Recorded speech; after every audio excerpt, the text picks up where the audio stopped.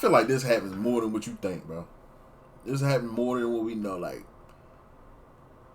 let's get into it. I think I seen a clip of this on there. You feel me? I think he tried to break into the house, and then the dad ended up, unaliving him. So we're gonna check it out. See what's going on. James, she doesn't want to talk to you. 911, what's your emergency? He's trying to walk. I'm sorry. He's trying the door. Trying to... Answer the dad. Get off the porch. Oh, no. Nah, bro. I'm not. At first, I didn't know the beginning of what happened. You doing too much. You doing way too much. It's never that serious. Ever. Like, you could have found somebody else, brother. There's no reason to be obsessed and just controlling and all that, bro. Ladies, if y'all going through this, or men, if you going through this, leave. Yeah, if you going through this, just leave, bro. It's not even worth it. Because you going to have situations like this. Or it could have went the other way. On July 31st, 2022, a family is left shaken after an unexpected visitor refuses to leave when his knocks go unanswered. When he attempts to force his way inside their home, the family scrambles for a way to stop him. The resulting confrontation ends in disaster, with every terrifying moment captured by the Ring camera. The following is based on official police records, and some of the footage has never been seen before. Just before 11 a.m. on July 31st, 2022, 22-year-old Allison Ducro and her mother Stacy returned from breakfast to their home in Sydney, Ohio. As they near their door, an unknown vehicle pulls into their driveway. Stop it, Allie. Boys, in the house. A few seconds later, the driver of the vehicle approaches the house. No emotion, nothing. You ain't even saying nothing. Through the Ring camera on their door, Allison recognizes the visitor as her ex-boyfriend, 22-year-old James Rail. At this point, James has been standing on the Ducro's porch for about 3 minutes. Not saying nothing. James, she doesn't want to talk to you. James. While James never responds to Stacy, he soon leaves the porch. This may have seemed like the anticlimactic end to the eerie encounter, but unfortunately it was only the turning. James had to do something to her. Either he was putting hands on her, or it came to a situation where it was about to happen, or whatever. Because, like, she don't want to talk to you. You feel me? Their relationship definitely just ended. The whole time, their relationship right ended like 5 months ago. And what would soon have a disastrous end. Though he disappears from the view of the Ring camera, James walks around the property. A few minutes later, he's spotted again, returning to the door. He had to be high. Hey. Had to. He's coming back. Calm, Nope, I'm calling. James, she doesn't want to talk to you. On the other side of the door, Allison calls 911. 911, what's your emergency? There's some guy on my front porch, and he won't leave, and he's got his hands behind his back, and he'll answer me on the ring. He left me a voicemail on my phone last night. He's trying to lock. I'm sorry, he's trying the door. No, answer the dad. Get off the porch. Your father. No! Oh my God, can you please hurry? Okay, do you know who he is? Hello? Ma'am? We have guns. They got this. Bro, they somewhere in the state where it's a stand your ground law. Gotta be for him to bust through the door like that. I'm talking the father to bust through the door like that.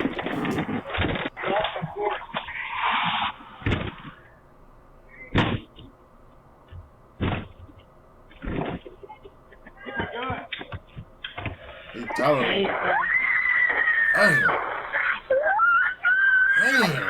3 shots are fired and James stumbles back and off the porch. He doesn't make it far before he falls. All that is visible in the Ring camera are his feet, where he's now lying in the driveway in front of Stacy's vehicle. Leave alone, bro. I seen the that part on Instagram. The unblown. As the Ducro family reels from the sudden and horrific event, one of their neighbors, Jeff, who heard the commotion, heads over to see what happened. Okay, wait. He's fine. He don't have nothing. He don't have no gun. Don't do anything. He already did something. What you talking about? Yes! Oh. Okay. He ain't going nowhere. Inside, Allison has remained on the phone with 911. You could tell him, the father and the neighbor, they go shooting on Sundays, drink beers, and grill. He broke through Oh, the for door real, and my bro. dad shot at him. Ma'am, he shot at him? Yes. Do we know where he is? No. Where You is see on that ring cam, he right Ma'am, there. I broke through the door. There's been a shot. I'm still getting further. Can you please hurry, please? Yes. I don't know where he is. Did he run, or is he still there? I really don't know, ma'am. I'm hiding. Okay, where is your Hide dad? for what? He's at the front door holding it shut. I know you scared, but like, Ma'am, I need you to calm down enough to tell me, has he been shot? I think so. I don't want to look. Please don't make me look. Out front, Jeff is soon joined by his son, and they both take a closer look at where James is lying in the driveway. Dude, I don't. You better hurry up and get an ambulance down here. Oh, my gosh. Yeah, he's about dead. He's injured. He's dead. bro, He's they up just, right. why the bitches over? Like, I get it. You feel me? He the intruder. You know what I mean? Basically, he on. But that's kind of crazy, bro. To be standing on. Yep, he's a goner. Yep. Yeah, he looks like he look like he gone. Bro, yeah, you might want to get an ambulance, Bob. Yeah, he's gone. Like, that's wild. Like, No, he ain't going yet. He's still breathing. I see he's still like he breathing. a dog or something. He's still breathing. He's having a hard time breathing. Then he just standing there like this, like with his hand on his, I don't see any like blood. they used to it. He's still breathing, but barely. Man, stop staring at this man, bro. I hear him. Right, like He's dead. He died. that's crazy. That is crazy. Look, the father did what he had to do, bro, to protect his family. But them neighbors is crazy, bro. They into something. They into something else. I don't. Just before the He police died, arrive, he- Allison like, and her what? father Mitch can be heard speaking over the 911 call. No, I'm not mad at you. Thank you. Come here. I'm okay. Dad, you're the best dad ever. You just saved my life. Dad, at that rate, there's nothing you could have done. You saved my life. Officers from the Sydney Police Department arrive soon after and find Jeff waiting for them on the front lawn of the Ducros house. Who's got the gun? Who's got the gun? Who has a gun? The people inside here shot this guy here was trying to break into her house. The guy's Jeff, dead. He whoever- died. Okay, but where's the guy with the The gun? guy's dead right here. Where's the guy with the gun? Inside the house. He's He's the so homeowner. fascinated with Okay. They tried to break bro. in the house, Okay. and the guy was just basically protecting himself. Okay, you guys have your gun down? Yeah, we're right here. This guy just died. Some of the newly okay, arriving how many times officers you head gonna inside say to it, bro? speak with the Ducros, who have yet to emerge from the residence. They find Mitch standing in the doorway. Mitch, are you okay? No. His heart. Okay. He's got. Won't we? It's starting to sit in what he just did, bro. Like I look, people talk all that stuff, F around, find out, blah blah blah blah blah. I don't want to hear none of that, bro. Until you really sit back and you play that in your mind, bro, over and over and over again, that you really had to do that. Some people it might affect them differently. You feel me? Some people they might be like, yeah, okay. Some people that hurt, bro. You want to sit down? Took another human life. We just want to keep this area here as it is, so we don't want to move anything. Okay. Does your Ring doorbell camera work? It does. Okay. Do you want a squad to check you out? Check your heart rate or anything out? No, I take my medicine. I didn't take it today. Okay. Do you mind at least just stepping over here? We're going to keep this this is going to technically be a crime scene right here. Okay. I'm sorry, I just answered his phone call. No, you didn't have to answer his phone call, Ellie. As the investigation will eventually he reveal, was abusive. James didn't just call Allison. He also left a chilling voicemail, which will be played later. I'm going to wait because 59's on the way. We're going to contact him. Obviously, this is going to be theirs. We're just going to hold tight until we see what he wants.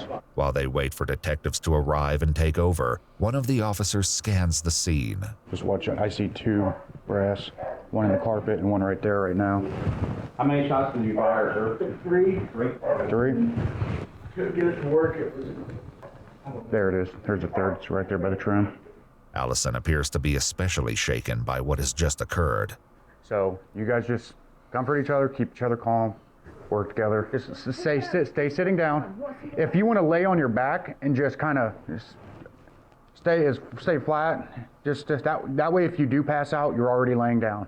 She isn't the only one rattled. Mitch soon breaks down as the officer follows him into the bedroom to collect his ID. Just take a deep breath, okay? Here, you can put your wallet back over there, okay? Out front, other officers attempt to administer aid to James. They place an AED, or automated external defibrillator, onto James' chest and wait for results. Call for help. Supply External defibrillator onto James' chest. Look. Boy, that is not your job. Boy, move. Like, and wait for results. check on the family if you want to do something. Supply pads to patient's bare chest as shown. 8537. No shock advised. It is safe to touch the patient. Tragically, it seems it's far too late to help James. Once again, Jeff offers an explanation. How long has he been down? He's been there for a good 10 minutes. Okay, we're not doing anything. Yeah, I watched about 7 or 8 minutes ago take his last couple breaths. That was it. He died. You see, he's pissing me off. He's pissing me off.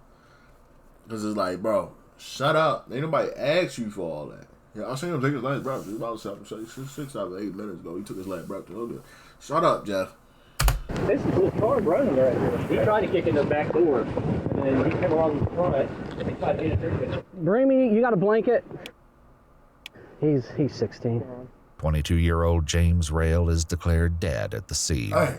Inside the house, Allison informs the officer that she has a heart condition and is having chest pains. Emergency services are notified and begin heading to the home. Just don't lean on anything to where, because if you pass out, your arms won't hold you up anymore, okay? It isn't long before emergency services arrive, as they'd been on their way before their call was canceled when James was declared deceased. You want just your blood pressure or anything checked, sir? Yeah. I mean, if you're not feeling... It's going to be high, I'm sure. It's expected. Yeah, don't apologize. The Ducros are all medically cleared, and soon the detectives arrive. Hey, how we doing? Is this a stand your ground state, like defending your heart? Like, can you do that here? Everybody okay in here then? For the most part? Okay. Definitely exciting, huh? Not really. I don't want you. No. It's good to have that ring. What are you at? Oh, this is exciting, huh? No, bro. It's very good to have that ring because that I ain't gonna lie, I wouldn't want this look there. bad. You know what I'm talking about. Later that same day, each of the Ducros came down to the police station to retell their version of events. As Allison was the closest to James, she provides much of the background. However, what she shares likely isn't what investigators expect to hear about their relationship. How long did you guys date? Okay, so it was like an on and off thing for a couple of years. Okay. I want to say in total maybe like a year and a half if we added it all up. Like all through your high school years or after you graduated? It started in high school and then it went out of high school. Okay. Just very briefly. Allison says they remained friends even during the times they were broken up. However, that all changed after their final breakup around 2019, over 3 years earlier.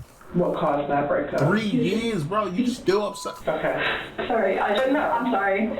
We're all adults here. You can say whatever you need to say. You were just being rude all the time, and I was just like, I don't want to put up with it.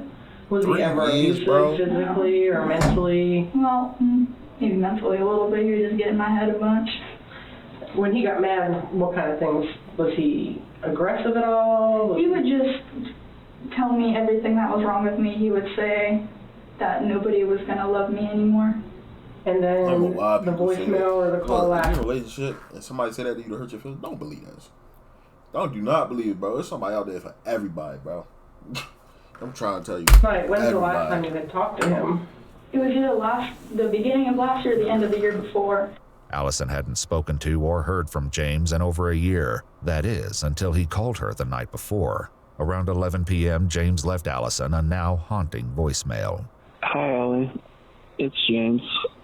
I just wanted to reach out to you because I just wanted to see how you're doing and maybe hear from you if that would be all right, I guess.